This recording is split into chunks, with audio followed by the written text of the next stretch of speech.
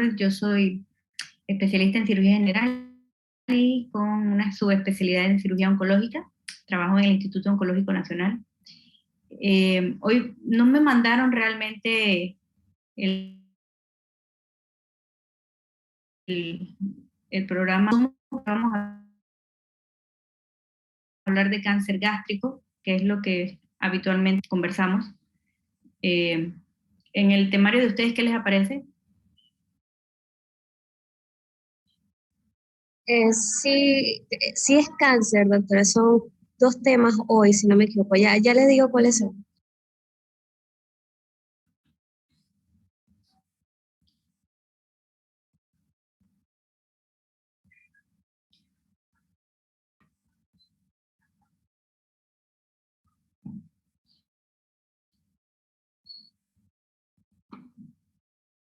Cáncer de estómago y tumores del intestino delgado. Ok, bueno, vamos a empezar con cáncer gástrico y dependiendo cómo nos vaya en el tiempo, es muy pesado, son temas largos. Vemos si cubrimos entonces intestino delgado. Bueno, vamos a...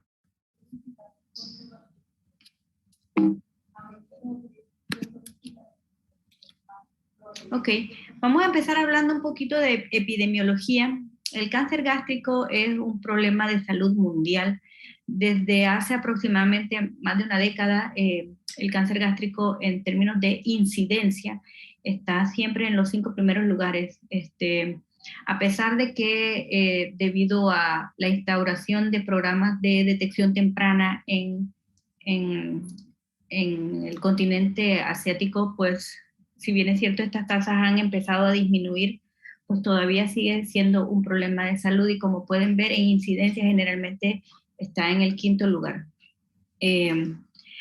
Este mapa pues para poder apreciar las áreas en donde tenemos mayores tasas de incidencia, como pueden ver en el color azul más oscuro, la parte de Asia y en el continente americano, la cordillera andina está con las tasas que superan los 15 puntos y algo por 100.000 habitantes.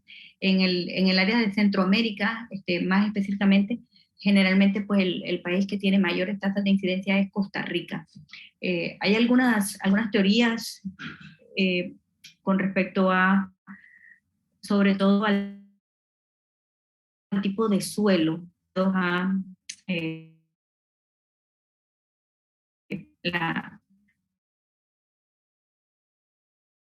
presencia en mayor a los que se hay y hace que pues, en los alimentos que se consumen y por lo tanto esas tasas de mayor de incidencia, por ejemplo la presencia de molibdeno, entre otros. En términos suele tener un comportamiento un poco más agresivo. Esto va muy de la mano con, como vamos a ver al final ya de la presentación en la parte clínica, esta es una patología que suele tener presentaciones, al menos en nuestras latitudes, en el continente asiático, donde se han programas de detección temprana, programas de cribado, tal vez allá entonces las curvas Doctora, de supervivencia hayan mejorado un poco. De hecho, sí, es que se le está cortando bastante, entonces no se está entendiendo bien. ok. Déjame tratar de...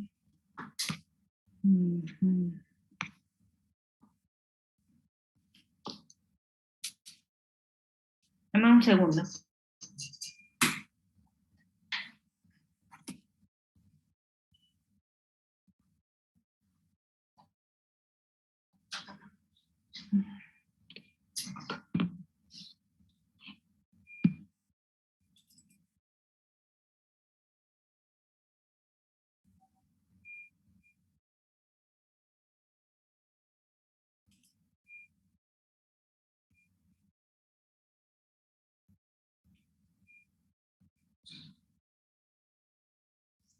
No sé si apagando la cámara de repente no se corte tanto. Déjame ver. O también si tiene data en el celular, se puede conectar del celular y entonces proyectar desde la computadora. Sí, lo que pasa es que estoy en el oncológico y acá la señal no entra bien por ningún tipo.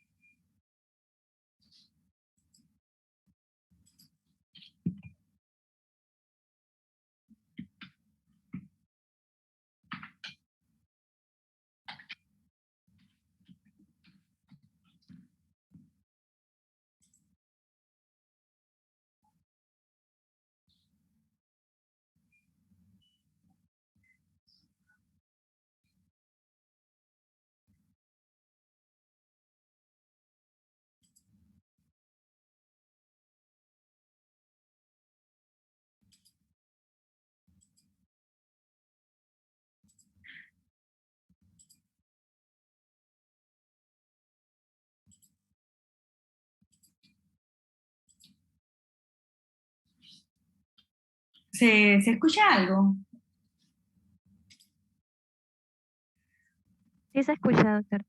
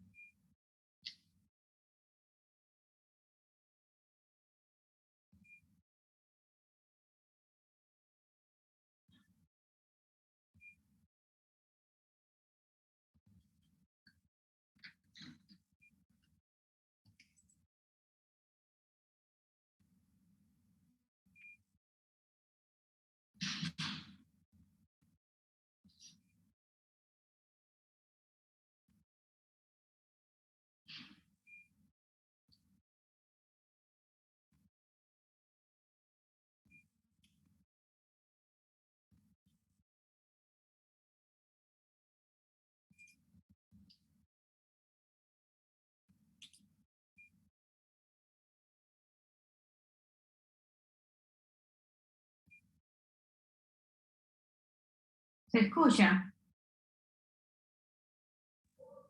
Sí se la escucha, doctora. Ok.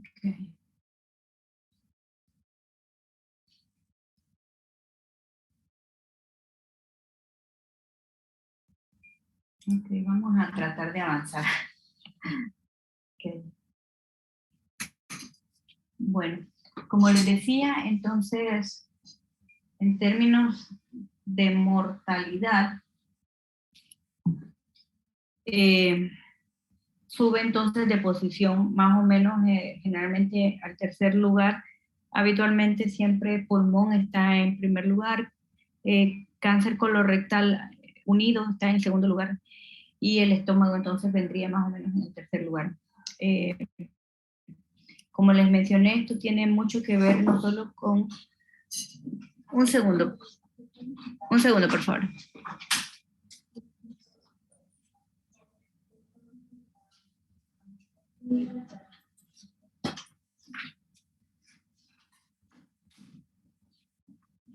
Ajá, disculpen. Como les decía, esto tiene que ver no solo con la biología de la enfermedad, que de por sí es una enfermedad, suele ser una enfermedad bastante agresiva, sino también, como les mencioné, por las etapas clínicas en las que suele diagnosticarse. Lo mismo aquí, como pueden ver, pues se repite el patrón de los lugares que muestran las mayores tasas de mortalidad. Y como pueden ver, esto es prácticamente una repetición del mapa anterior de incidencia. Lo que sí vale la pena mencionar es cómo se ve la gran tendencia a la disminución de mortalidad en países como Japón, algo que todavía nosotros pues no logramos replicar. Bien, como les mencioné, pues en términos globales, la incidencia del cáncer gástrico va a una tendencia a disminución. Sin embargo, esta disminución se ve mucho menos evidente en la población de mujeres y la población de pacientes más jóvenes. De hecho, la curva etaria de presentación del cáncer gástrico ha tenido un cambio muy radical en los últimos años. Hace apenas una década, la mediana de presentación del cáncer gástrico rondaba cercano a los 65 años y esa curva etaria se ha desplazado radicalmente y ahora podemos tener pacientes en donde podemos observar al menos 10 años menos, ¿no? O sea, cerca de 50 años, 55 años la mediana de presentación. También hemos visto, pues, como les he comentado, pues la tendencia al aumento de esos pacientes, de los casos en los pacientes más jóvenes. En términos de la distribución geográfica, como ya les mencionamos, pues, la gran mayoría de los casos, es más del 70% de los casos ocurren en países subdesarrollados. Y esto tiene su explicación en los factores de riesgo que vamos a ver más adelante. Los países subdesarrollados tienen unas características que favorecen entonces que estos factores de riesgo estén más presentes en la población. También podemos, como hemos mencionado, pues ver que la latitud, y esto tiene mucho que ver con el tipo de suelo, como ya comentamos anteriormente, y vemos que existe una gran tasas elevadas de incidencia tanto en Asia como en Sudamérica, específicamente en la cordillera andina. Otra cosa que vale la pena destacar es que en los pacientes, cuando existen migraciones generacionales, pues por muchos años se debatió si este cáncer gástrico tenía un componente genético preponderante o si la gran mayoría era ambiental. Y definitivamente pues tenemos un componente en un porcentaje reducido del componente genético, pero sí existen. Y en la gran mayoría va a ser entonces una interacción tanto de la parte genética como de los factores ambientales. Pero definitivamente los factores ambientales son los que tienen mayor peso. Y esto lo podemos evidenciar cuando poblaciones que tienen incidencias de mayores a 15 por 100.000 habitantes, cuando estas poblaciones migran a latitudes en donde las incidencias son menores, deberían permanecer estas incidencias altas si fuese una carga genética muy importante, y sin embargo, apenas luego de la segunda generación ya vemos que esas tasas de incidencia se asemejan mucho al lugar en donde están residiendo de forma reciente, como se puede apreciar entonces, en la parte ambiental es muy importante. Entonces, hablando de clasificación,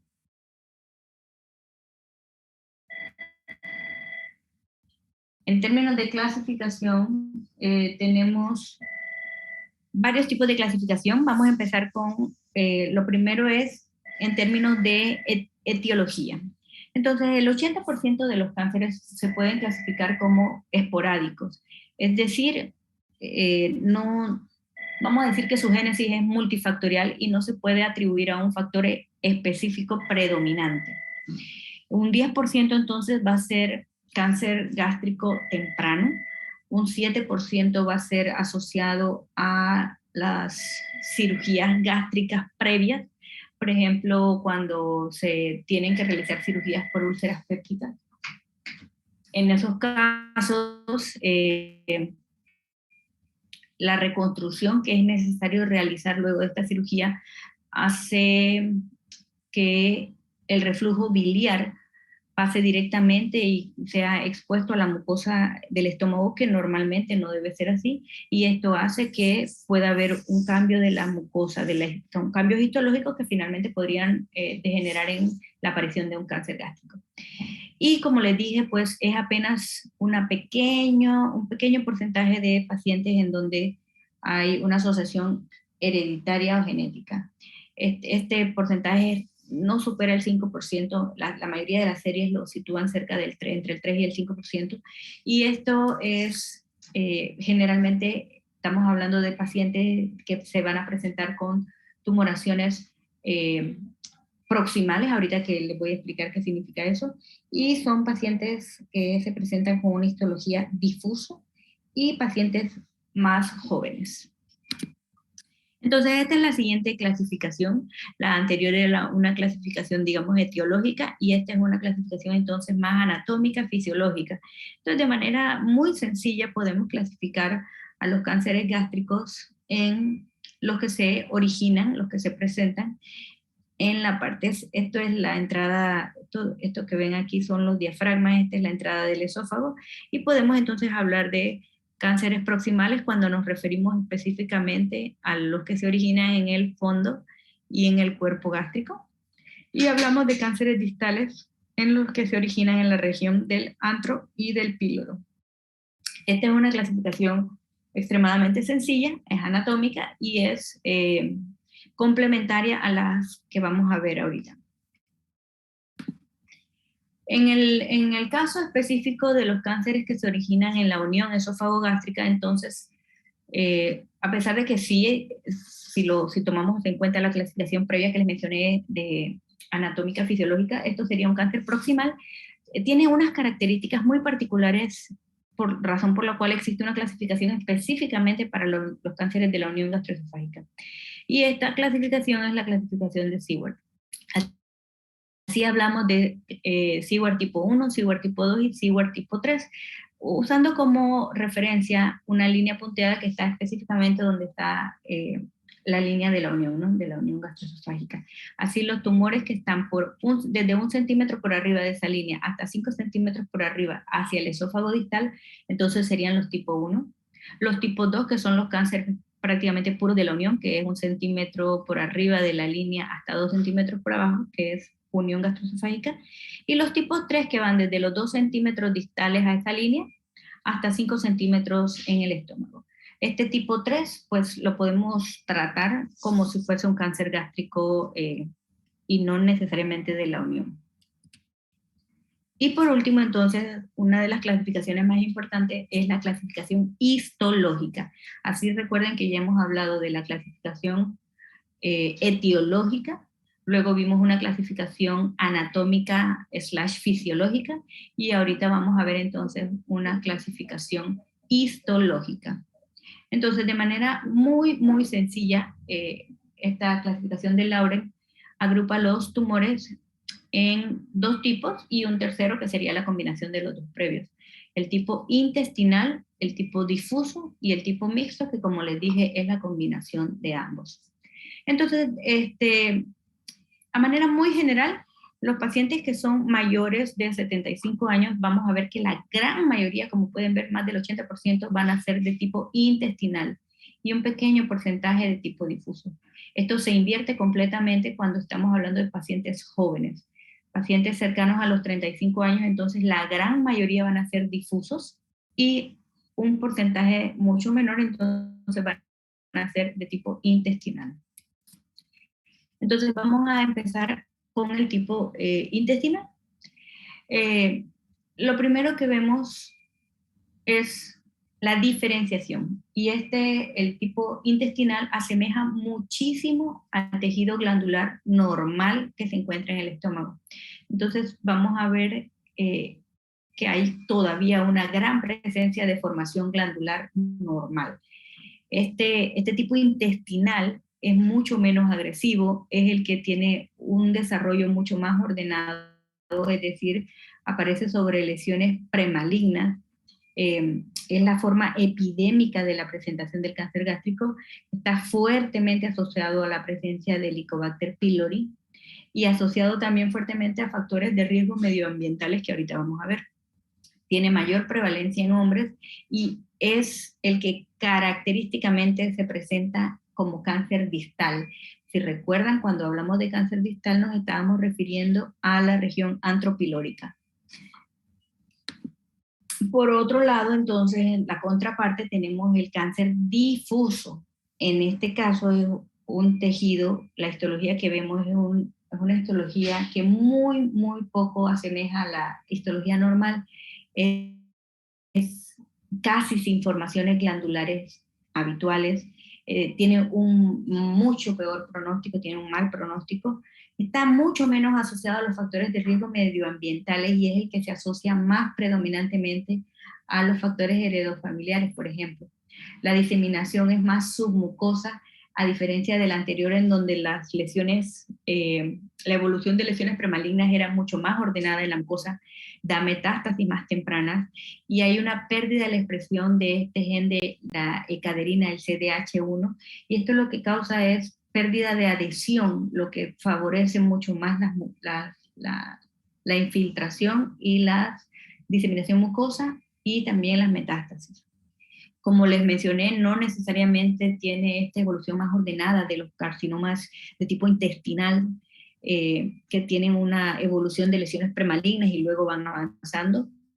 Esta lo vemos en pacientes más jóvenes y son pacientes que también podemos ver en lesiones más proximales o de manera difusa en todo el estómago.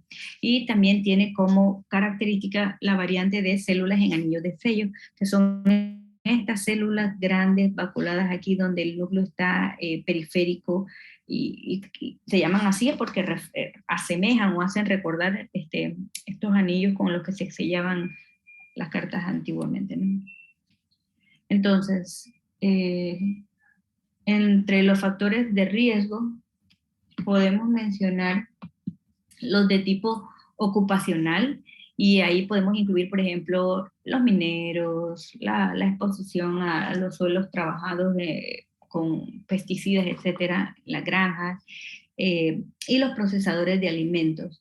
A pesar de que esta data no es del todo concluyente, sí hay una fuerte tendencia epidemiológica hacia, como les mencioné, pues la presencia de ciertos elementos y minerales en el suelo de las latitudes en donde tenemos mayores tasas de incidencia si bien no se ha podido establecer directamente, porque como les dije, esto es una enfermedad multifactorial, pues sí hay datos que sugieren que debe existir una relación.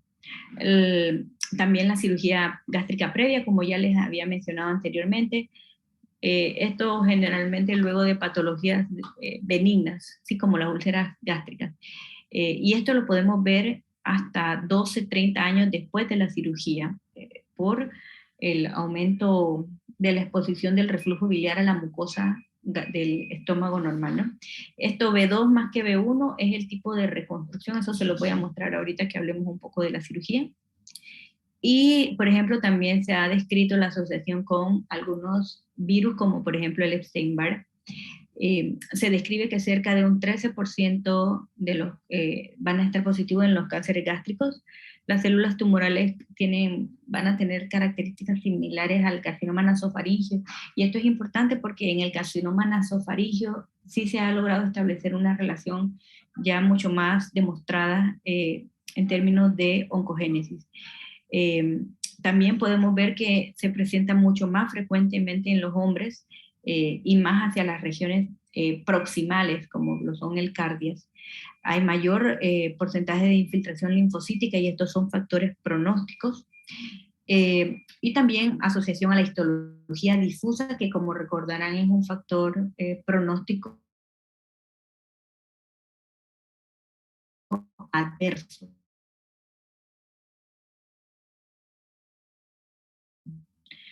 No sé si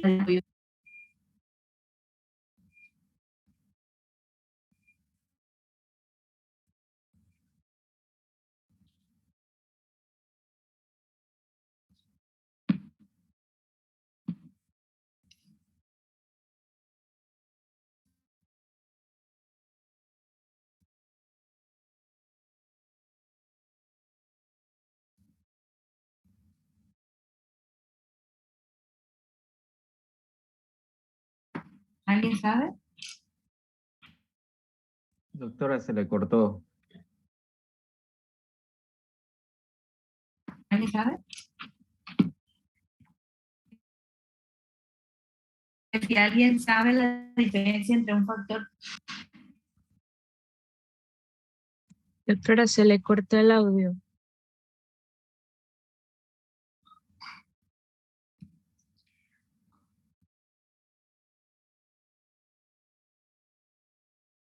¿Alguien sabe la diferencia entre un factor pronóstico y un factor predictivo?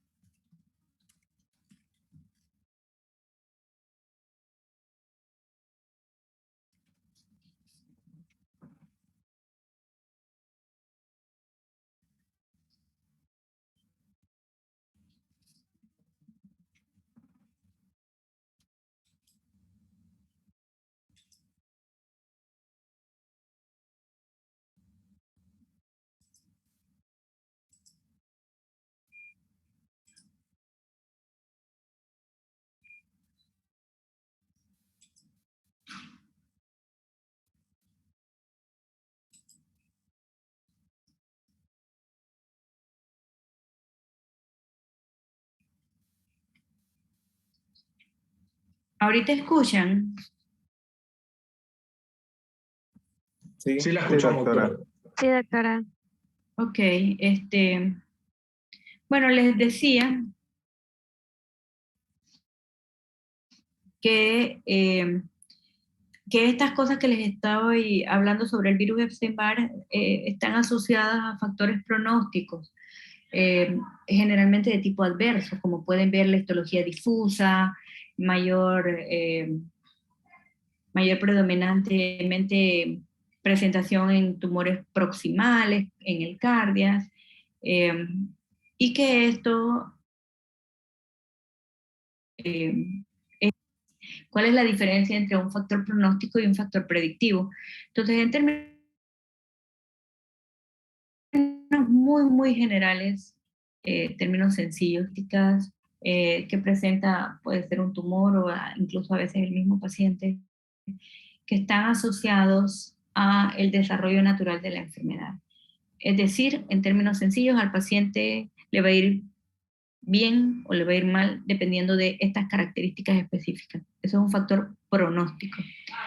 A diferencia de un factor predictivo. Un factor predictivo son características que cuando el paciente o el tumor las presenta, los hace susceptibles a algún tratamiento específico. Por ejemplo, si tenemos la expresión de una proteína X, entonces al paciente se le da el medicamento X. Eso es un factor predictivo. El factor predictivo está asociado a tratamiento y el factor pronóstico está asociado a historia natural. Pronósticos adversos nos estamos refiriendo entonces a características que nos hacen pensar que este paciente le puede ir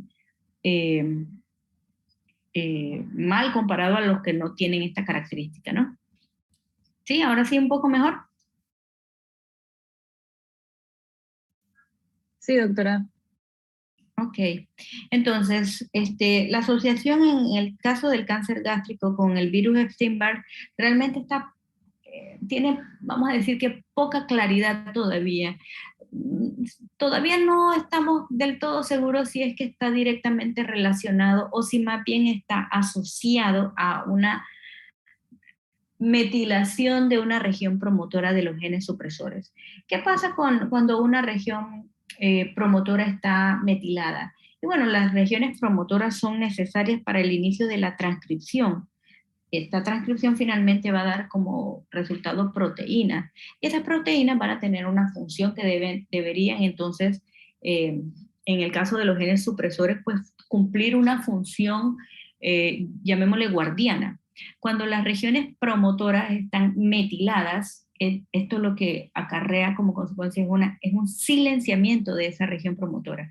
Al estar silenciada la región promotora, no puede iniciar la transcripción. O sea, no hay manera de que pueda haber transcripción si la región promotora está silenciada. Y por lo tanto, ese gen supresor perdería su efectividad porque no se estaría produciendo la proteína que tiene que hacer al final la función efectora, ¿no?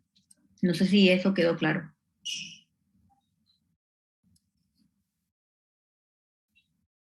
Sí, doctora.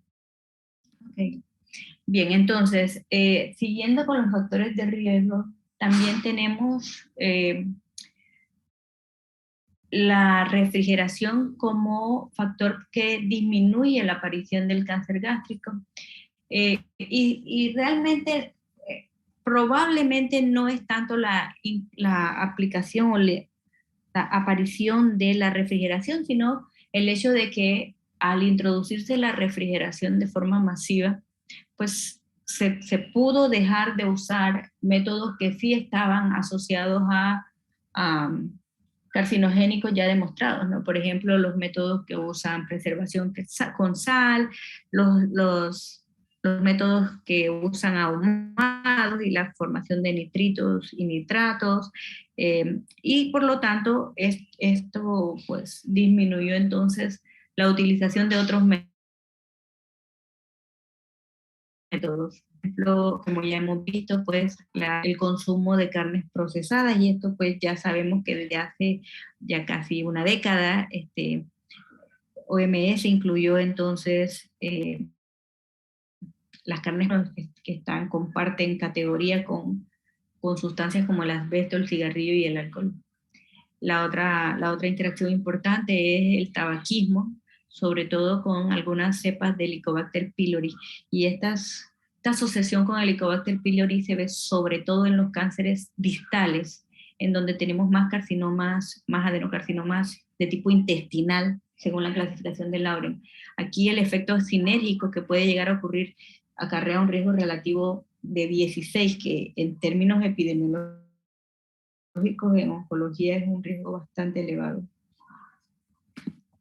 Ok, entonces a manera de resumen, podríamos dividir nuestros factores de riesgo en términos de los tumores, los factores de riesgo más fuertemente asociados a los tumores del cardias, es decir, a los proximales, que son difusos, y a los factores de riesgo asociados a los tumores que no son del cardias, es decir, a los tumores más distales, que son de tipo, generalmente más tipo intestinal, ¿no? Entonces, en el cardias, la edad es en pacientes más jóvenes.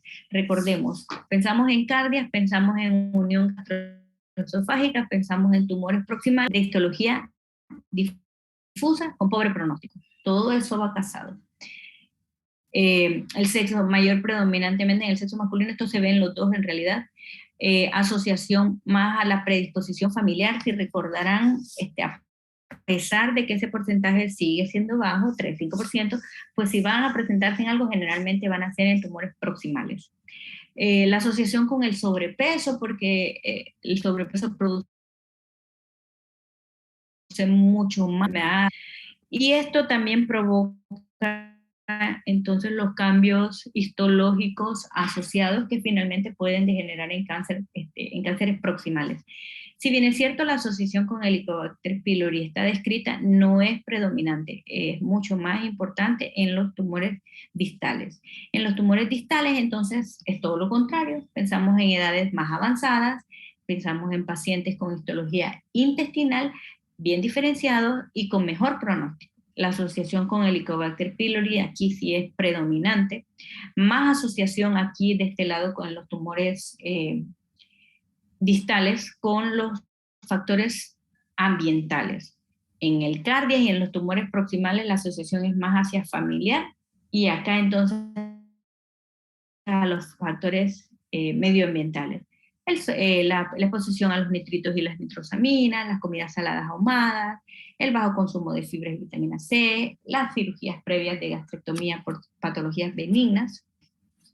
Y entonces también tenemos otro grupo de factores de riesgo, como por ejemplo lo son la presencia del grupo sanguíneo A, que si bien tampoco se ha establecido una vía directa que explique la asociación, lo que sí se supone que puede estar ocurriendo es nuevamente que esta región que codifica este antígeno A podría estar en una región cercana a los genes asociados al desarrollo del cáncer gástrico.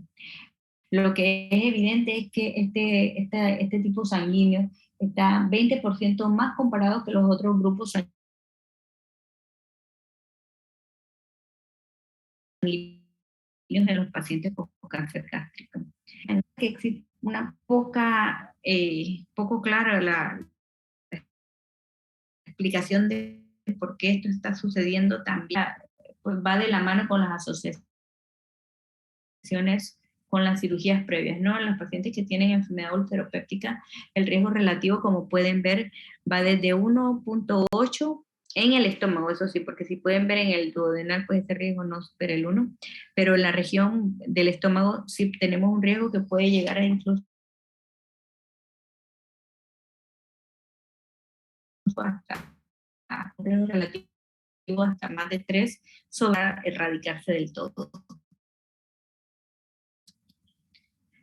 En términos de fisiopatología, vamos a referirnos a la fisiopatología del cáncer gástrico de tipo I, porque es el que tiene el patrón más ordenado de la secuencia de cambio desde la mucosa normal hasta la aparición del adenocarcinoma.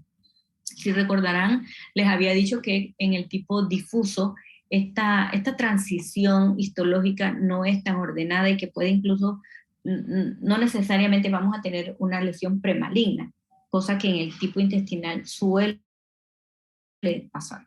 Entonces, a cambios que van más con gastritis crónica, esto finalmente degenera una atrofia de la mucosa, lo que da como consecuencia una metaplasia intestinal, y como ya saben, una metaplasia es el cambio que no debe en esa locación. Por ejemplo, en datos causados por el reflujo, puede haber un cambio del de actividad y por sí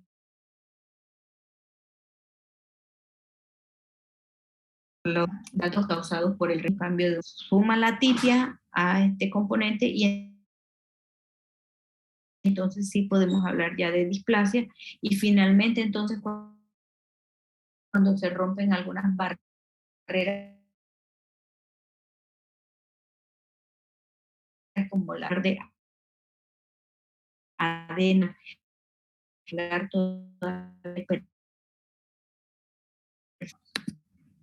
bien, ahorita el diagnóstico. Entonces, cuando hablamos de diagnóstico de cáncer gástrico, hablamos básicamente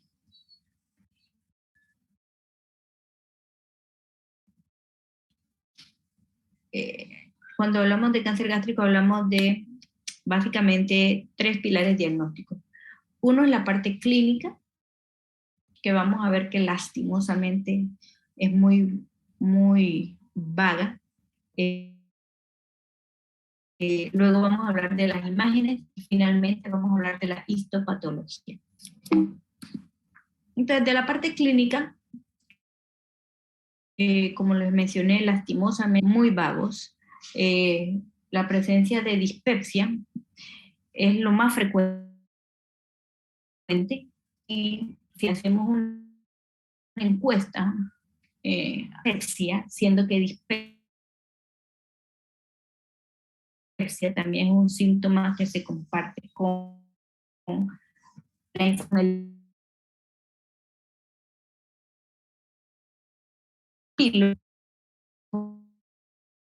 Podríamos hablar más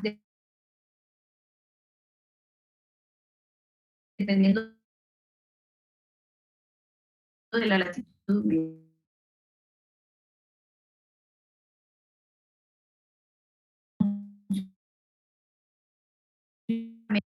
Entonces tenemos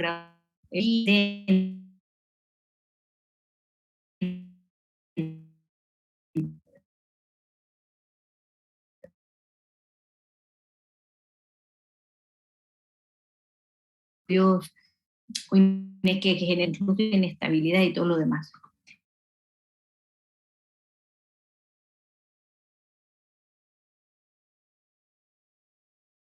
Pues no es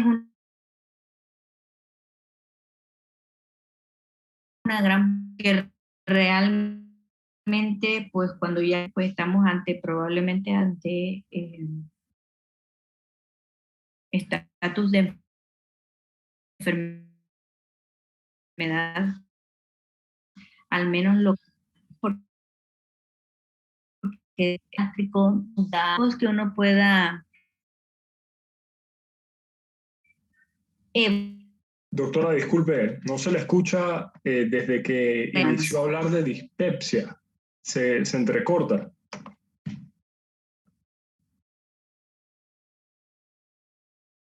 ¿Aló? Hola. No te entendí lo último, doctor.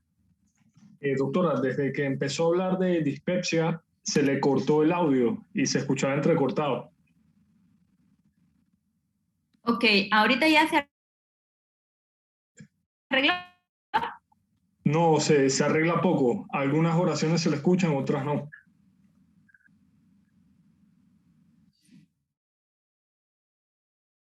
Okay.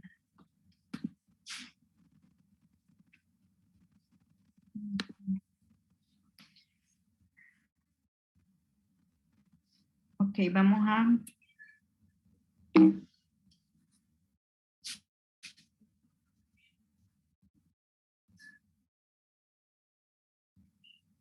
¿Ahora se escucha mejor?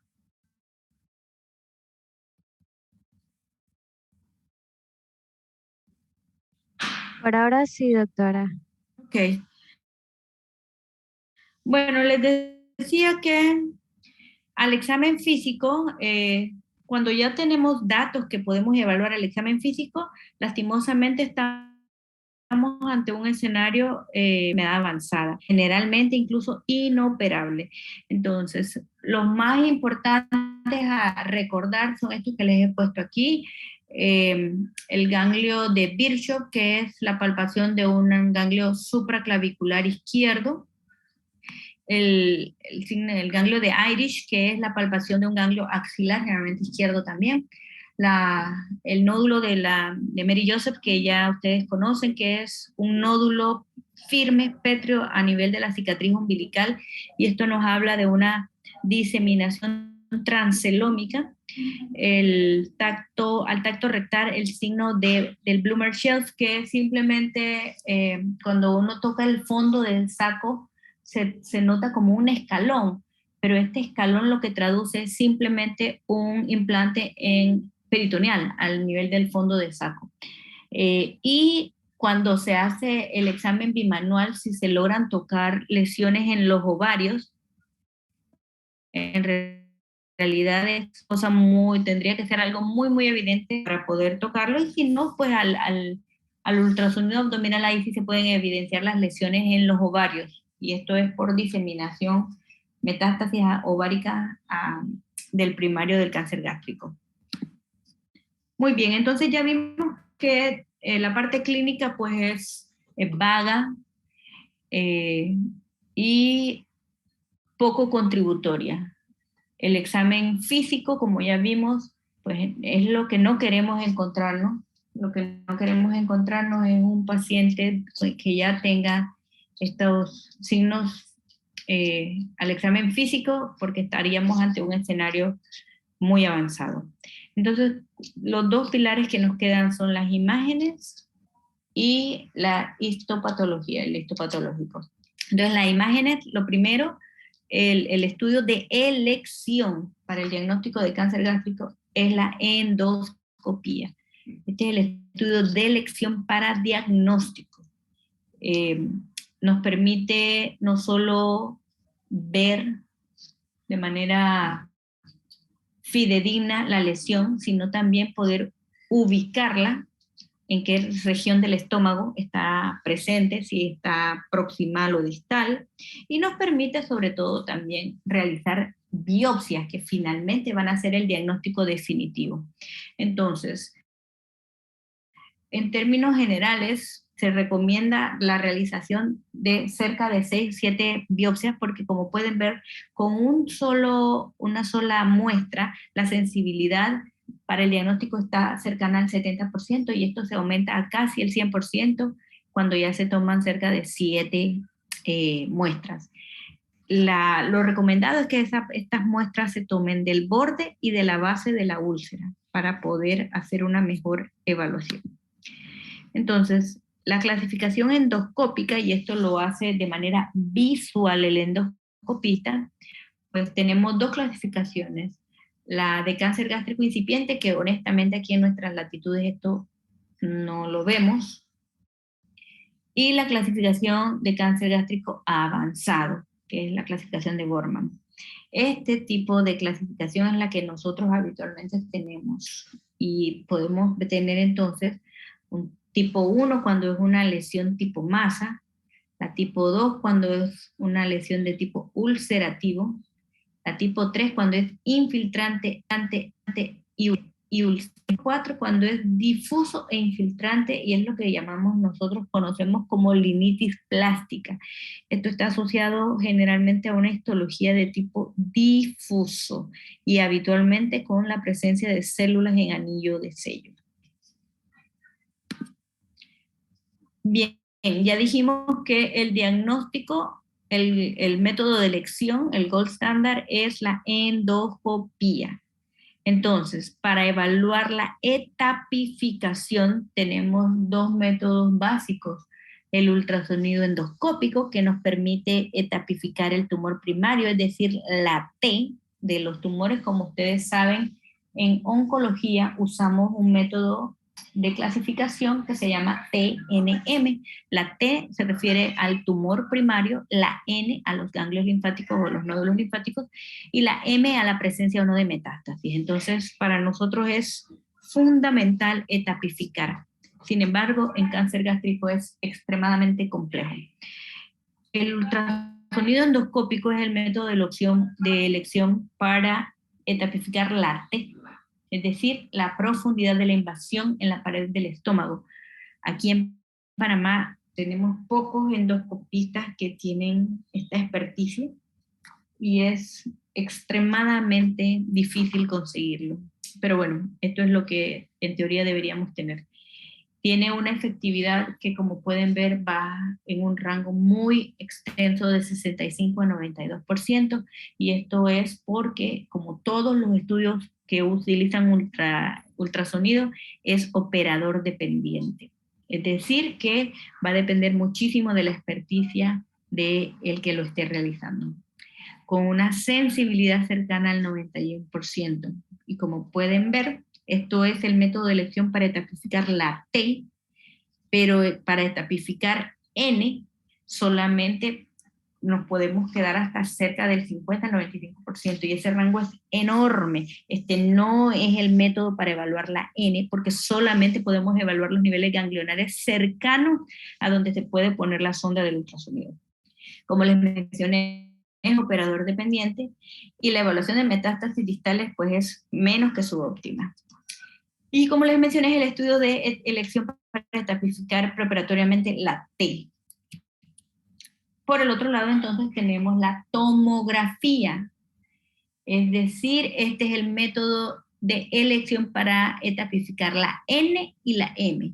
Entonces, aquí tenemos, por ejemplo, una lesión evidente, aquí tenemos engrosamiento evidente de la pared del estómago, lo mismo que acá. Aquí tenemos enfermedad metastática hepática evidente, y tenemos conglomerados bulky, o sea, de gran tamaño alrededor del tronco celíaco. Entonces tenemos, como les mencioné, tomografía como método de elección para etapificar la N y la M. Muy bien. Y por último, entonces, el último pilar diagnóstico es la histopatología, es decir, la biopsia que se tomó a través del estudio endoscópico. Entonces, todo lo que hemos estado hablando hasta este punto, nos hemos estado refiriendo a lo que representa el 90-95% de las patologías que se presentan en el estómago, es decir, los adenocarcinomas, ¿sí? Los adenocarcinomas son los que se clasifican con Lawrence. Los adenocarcinomas son los que hemos estado viendo todo este tiempo, y representa, como pueden ver, la inmensa mayoría de las lesiones que se presentan en el estómago. Luego de esto tenemos entonces, también puede haber en el estómago linfomas hasta en de 1 al 5%, y tumores del estroma gastrointestinal que conocemos cariñosamente como GIST. Estos antes eran clasificados como leiomiomas o leiomiosarcomas, pero con la introducción de las técnicas de inmunohistoquímica hemos podido reclasificarlos. Estos tumores representan el 2% de los tumores que se presentan en el estómago. Y ya en mucho menor cantidad, entonces, tenemos los tumores carcinoides, los adenoacantomas y los carcinomas de células escamosas. ¿Cuáles las características y las vías de diseminación del cáncer gástrico? Bueno, tenemos varias. Una es la extensión directa, y esto es generalmente a los órganos vecinos. Aquí podemos tener diseminación directa al vaso, al hígado, al colon transverso, al páncreas, obviamente también al duodeno. También tenemos entonces la diseminación linfática, que es a través de los ganglios linfáticos, generalmente los perigástricos, que son prácticamente la primera estación de relevo. También podemos tener diseminación a través de la circulación portal, diseminación a través de la circulación sistémica y la diseminación transcelómica. Y por último, un poquito del tratamiento. Entonces, el tratamiento endoscópico es el indicado para el cáncer gástrico temprano. Lastimosamente, esto por el momento son conocimientos teóricos que ustedes deben saber que existe, pero que en nuestra realidad no tenemos oportunidad, no tenemos ni siquiera los pacientes para realizarlo, porque nuestros pacientes debutan en estadios más avanzados. ¿Cuáles son las lesiones ideales para poder hacer una mucosectomía endoscópica? Bueno, idealmente lesiones que midan menos de 1 centímetro, preferiblemente que sean sobrelevadas, que sean tumores bien diferenciados, esto es vital, que no sean lesiones ulceradas, es decir, del tipo 3, preferiblemente que estén en el cuerpo y en el antro, porque por ejemplo las lesiones que están ubicadas en el fondo son muy difíciles de manejar endoscópicamente. Esa región es mucho más susceptible a perforaciones y a complicaciones en los tratamientos endoscópicos, que no exista compromiso de la submucosa. ¿Y esto cómo se puede evaluar? Pues a través del ultrasonido endoscópico, y que no haya presencia de adenopatías. Cuando estas características se cumplen, el manejo con mucosectomía endoscópica da una supervivencia cercana al 95%, que es una supervivencia que no se ve en ningún otro estadio del cáncer gástrico. ¿Qué es lo que nos toca a nosotros en los tumores que no cumplen las características anteriores? Que como pueden ver son pocos pacientes. Bueno, el tratamiento quirúrgico es el pilar del tratamiento del cáncer gástrico. Entonces, para los tumores distales, lo que hacemos se llama gastrectomías subtotales, ¿sí? Esta gastrectomía subtotal, lo que se hace es una resección de cerca del 80% del estómago. Se hace una transección a nivel del duodeno, la primera porción del duodeno, se retira toda la región enferma con la linfadenectomía asociada, es decir, los ganglios linfáticos, y posteriormente entonces se hace una reconstrucción, que puede ser, esta se llama en B2, es decir, una Billroth 2, que lo que se hace es una anastomosis, es decir, una unión entre un asa de yeyuno y, o se puede subir entonces a hacer una al remanente gástrico y se defuncionaliza esta asa, en donde aquí viene y drena entonces a una nueva anastomosis entre las dos asas de yeyuno. ¿Por qué se hace esto y cuál es la diferencia? Anteriormente, muchas décadas atrás, se inició con la reconstrucción en Billroth. Pero como pueden ver, aquí viene la bilis, y esa bilis obligatoriamente tiene que subir a ponerse en contacto con la mucosa gástrica, porque no hay otra forma. En cambio acá, al hacer una Y, lo que se hace es que la bilis y el drenaje de toda la bilis no necesariamente sube a exponerse a la mucosa gástrica, y pasa directamente al yeyuno, que finalmente esto lo que nos ayudaría es a prevenir casualmente los cánceres que veíamos en los remanentes gástricos, sobre todo cuando este tipo de resecciones se hacía por enfermedad benigna. El otro tratamiento quirúrgico es la gastrectomía total, y esto es para los tumores proximales. Pues evidentemente, si el tumor es proximal, entonces se tiene que quitar la totalidad del estómago y hacer entonces una reconstrucción del esófago al yeyuno, porque ya no tenemos remanente gástrico. Y este tipo de reconstrucción para hacer reservorio aconsejado. Se ha intentado, pero se ha visto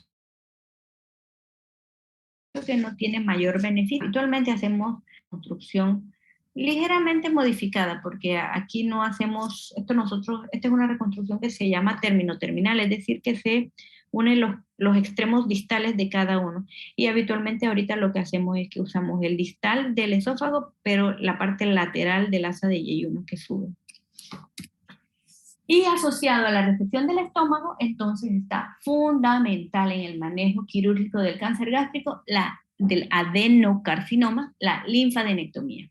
Y esto es solamente para ilustrar todos los niveles asociados al drenaje linfático del estómago.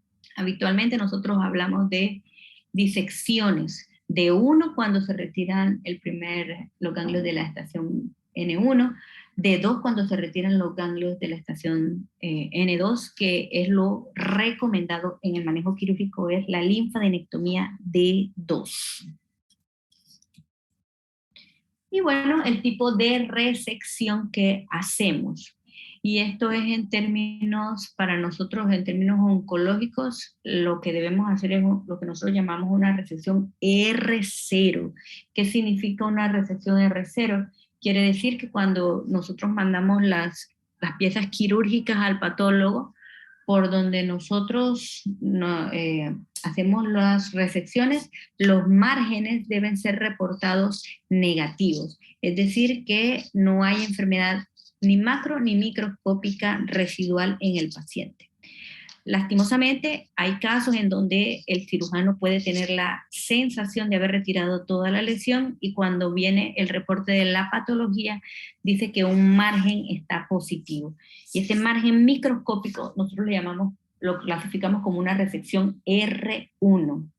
Y el peor escenario es cuando un cirujano entra a operar a un paciente que está sangrando, que hay que operarlo de todas maneras porque no puede morir, y que solamente hace una especie de control de daños, ¿no? En donde quita solamente lo que se puede quitar y es evidente tanto para el cirujano desde que lo está operando de que no está pudiendo retirar toda la enfermedad y hay enfermedad residual macroscópica y eso nosotros le llamamos una resección R2.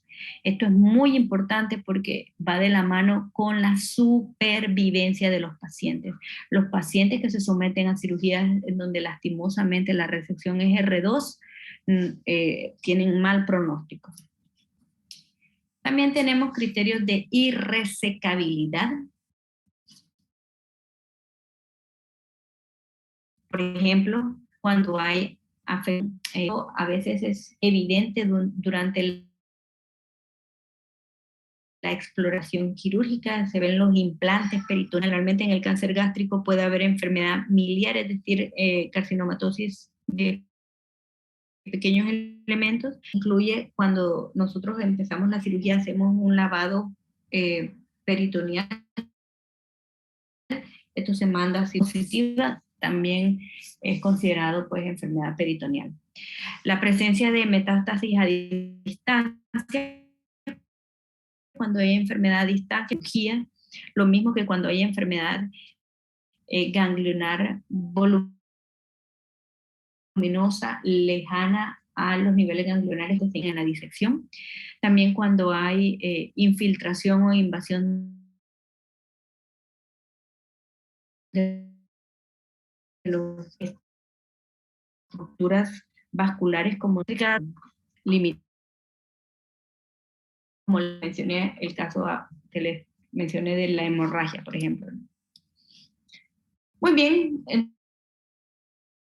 entonces una vez discutido el tratamiento que se representa el pilar fundamental que es la cirugía, entonces hablamos de tratamientos complementarios. Y en el caso de la quimioterapia y a la radioterapia, solamente para que lo tengan en cuenta, eso no es el motivo de esta plática. Y bueno, ahora los factores pronósticos. Entonces los dividimos en factores pronósticos que son propios del... Entonces, en términos del tumor, por ejemplo, si el paciente tiene citología peritoneal, lo que les mencioné del lavado peritoneal que hacemos durante la cirugía, vean cómo las tasas de supervivencia a 5 años son radicalmente diferentes. Si el lavado peritoneal está, solamente el 15% van a estar vivos a 5 años, a diferencia de casi la mitad en el caso de que el lavado sea negativo. Por ejemplo, el grado tumoral de supervivencia a 5 años está cercana al 40%, pero si son tumores desdiferenciados, es decir, poco diferenciados, apenas llega al 18%, se queda casi en la mitad. El tipo histológico, la positividad de los ganglios, como pueden ver, entre mayor cantidad de ganglios están afectados, mucho menor es la supervivencia de los pacientes. Las metástasis, la presencia de metástasis, la supervivencia de los pacientes que tienen metástasis a 5 años no llega al 5%, es bajísima. El tamaño tumoral y algunos marcadores biológicos como la presencia de la proteína HER2. lo mismo que la invasión linfovascular y perineural. Los factores asociados al mismo paciente, por ejemplo, sabemos que los pacientes, como pueden ver, de mayor edad, la supervivencia es el 26%, pero los pacientes menores de 68 años, la supervivencia está casi el doble, al 45%. Si pueden ver, a los hombres suele irles un poco peor la supervivencia, nada más por el hecho de ser hombres está cercana al 30%, mientras que en las mujeres llega al 50%. Si los pacientes se presentan con sintomatología importante, pues evidentemente traduce un tumor de mayor tamaño y por lo tanto menor supervivencia. Y la presencia de masas palpables, como pueden ver, miren esa supervivencia apenas de 4 meses, porque no es lo habitual. Cuando tocamos una lesión palpable, estamos hablando de probablemente un escenario bastante avanzado. Y por último, los factores pronósticos asociados al tratamiento. Y aquí tenemos la extensión de la resección, como ya hablamos, si es R1, R2 o R0. La extensión de la linfadenectomía, que debe ser D2, el lugar del tratamiento, es decir, se ha visto que los pacientes en los lugares, en los hospitales que tienen alto volumen de manejo de cáncer gástrico, les suele ir mejor a los pacientes. La experiencia del cirujano tratante, pues también lo mismo, entre más pacientes con cáncer gástrico trata un cirujano, pues mayor experticia desarrolla y mejores resultados para los pacientes, y la presencia o no de complicaciones postoperatorias. Ok, ¿hasta aquí alguna pregunta?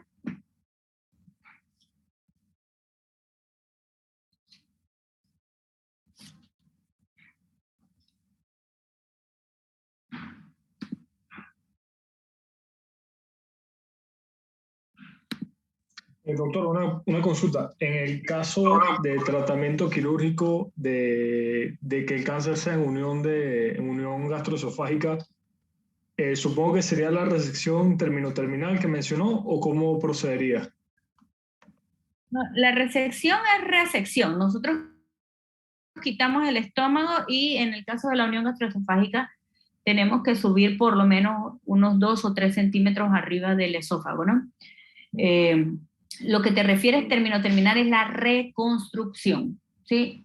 En ese caso hacemos una reconstrucción en Y de Roux, subimos un asa de yeyuno al esófago y usamos la parte terminal del esófago, pero la parte lateral del yeyuno. Ok, doctor, ¿Sí? gracias. Ok. Entonces, vamos a hablar 2 palabras de las otras 2 patologías que hay en el estómago. Todo lo que hemos visto, acuérdense, es de adenocarcinoma. Adenocarcinoma representa el 90-95% de las patologías malignas del estómago. Ahorita vamos a hablar entonces de las otras 2 patologías que pueden haber, linfomas. Entonces, los linfomas se quedan por debajo del 5% de los tumores gástricos. Pueden ser de tipo B, que son menos agresivos, o de tipo T. Y el más frecuente, el que tienen que recordar para la vida y para los exámenes, es el que le llamamos MALT, que es un tejido linfoide asociado a mucosas. ¿Y por qué lo tienen que recordar? Porque es el único cáncer que se cura con antibióticos.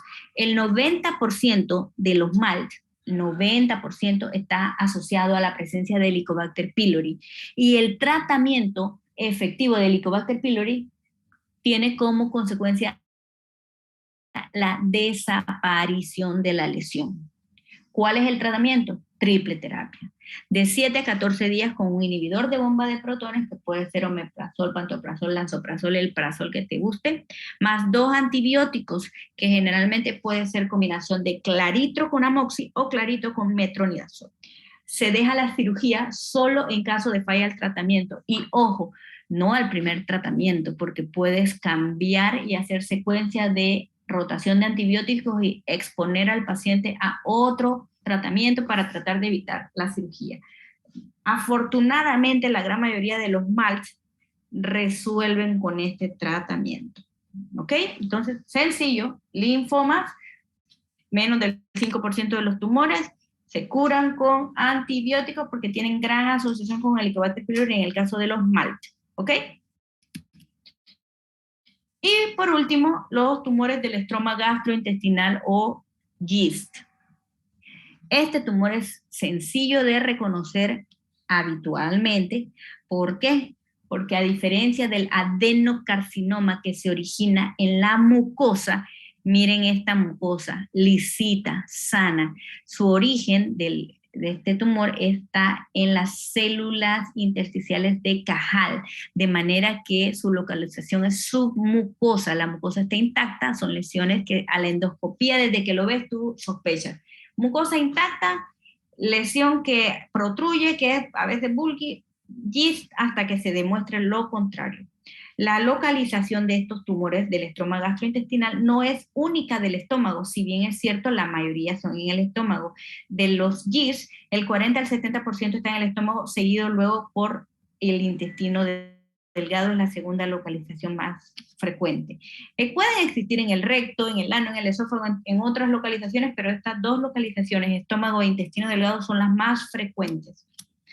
¿Cómo se ve? Bueno, se ve casualmente, la pared del estómago habitualmente está normal y el crecimiento es generalmente hacia afuera, porque como es un mucoso puede verse más hacia afuera. Y lo más importante es que no hay casi nunca afección ganglionar, cosa muy diferente a los adenocarcinomas en donde la afección ganglionar es alta.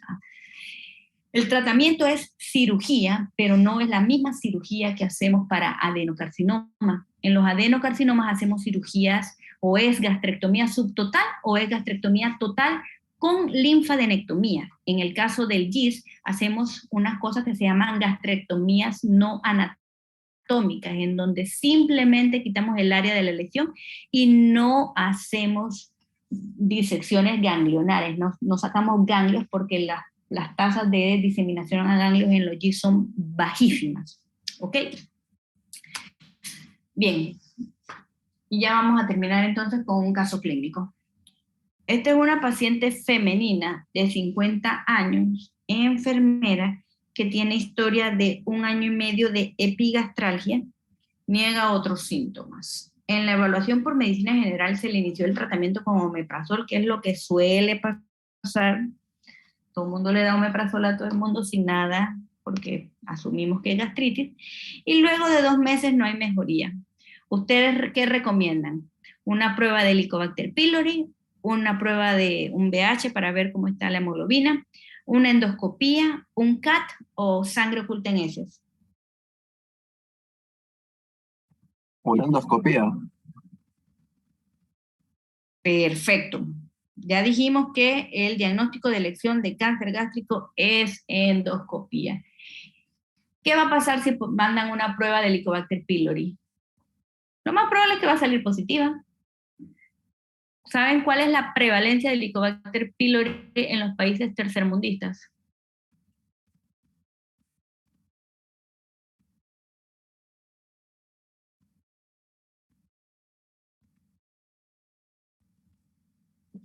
¿Alguien sabe? ¿Cuánto?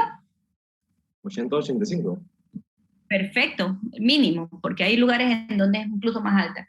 Entonces, cuando le haces una prueba de Helicobacter pylori a alguien y le sale positiva, que es lo más frecuente, lo más probable que ocurra, te vas a ir pensando que es Helicobacter pylori, pero sabemos que Helicobacter pylori está presente también en cáncer gástrico, ¿verdad?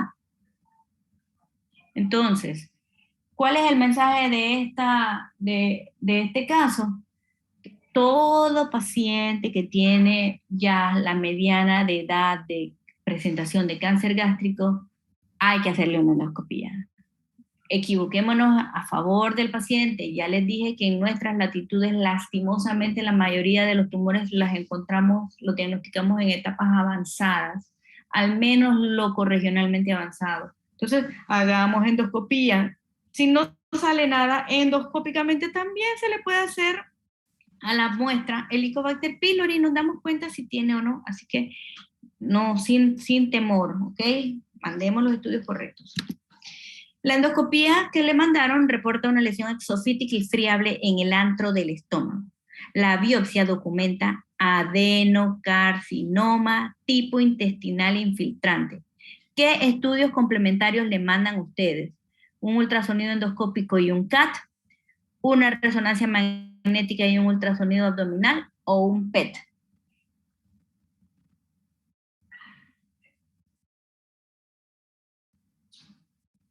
El ultrasonido endoscópico y el CAT. Perfecto. Ya dijimos que el ultrasonido endoscópico es para etapificar la T y el CAT es para etapificar N y M. Ninguna de las tres otras cosas, opciones, se las siquiera mencioné porque no tienen rol en cáncer gástrico. Okay. El ultrasonido endoscópico reporta lesión que infiltra la muscular propia, eso es para nosotros, para etapificar T. Y el CAT reporta que no hay adenopatías regionales y no hay metástasis. Entonces, ¿ustedes qué recomiendan? Triple terapia con inhibidor de bomba de protones más 2 antibióticos, gastrectomía parcial no anatómica, gastrectomía parcial no anatómica más linfadenectomía, gastrectomía total o gastrectomía total con linfadenectomía. Sería parcial más linfadenectomía. Sí, me gusta, perfecto. Parcial, entendamos ahí, lo puse parcial, pero realmente debe ser subtotal, ¿no?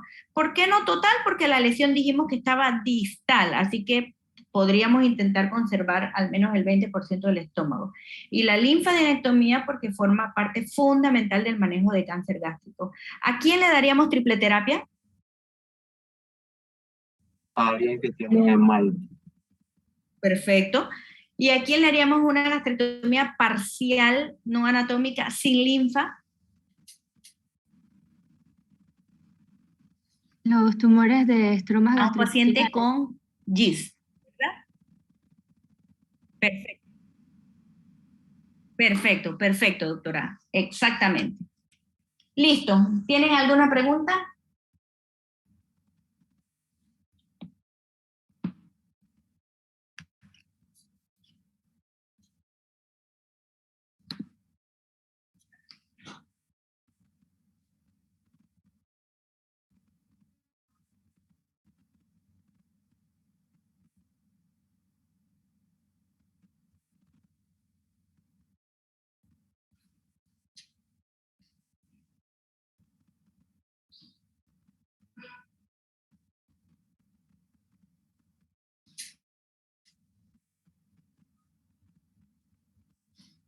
Bueno, debido a los problemas técnicos de acá, que en el oncológico no llega la señal casi nunca, vamos a dejarlo hasta aquí hoy. Las preguntas en el examen que me piden siempre son, se las voy a pasar solamente de estómago. ¿Ok? Doctora, en los linfomas, si el tratamiento con el antibiótico en la persona no funciona, ¿se procede a realizarle la cirugía? Mira, como te dije, no hacemos un solo tratamiento, hacemos varios. Pocas veces terminamos operando los mal. Yo tengo más de 10 años de trabajar en el oncológico y en esos 10 años creo que si acaso he visto un MALT operado, si acaso. Afortunadamente tenemos muy buenas tasas de respuesta.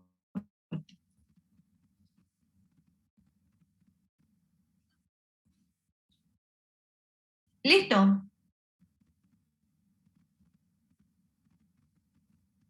Sí, doctora. Bueno, bueno, disculpen por los problemas técnicos, eso acá en el oncológico es que esto aquí es un búnker, no tenemos buena señal. Cualquier cosa a la orden, yo estoy acá en el oncológico, espero verlos en las rotaciones por ahí, pues. Gracias, doctora. Gracias, doctora. Gracias, doctora. Hasta luego. Hasta luego.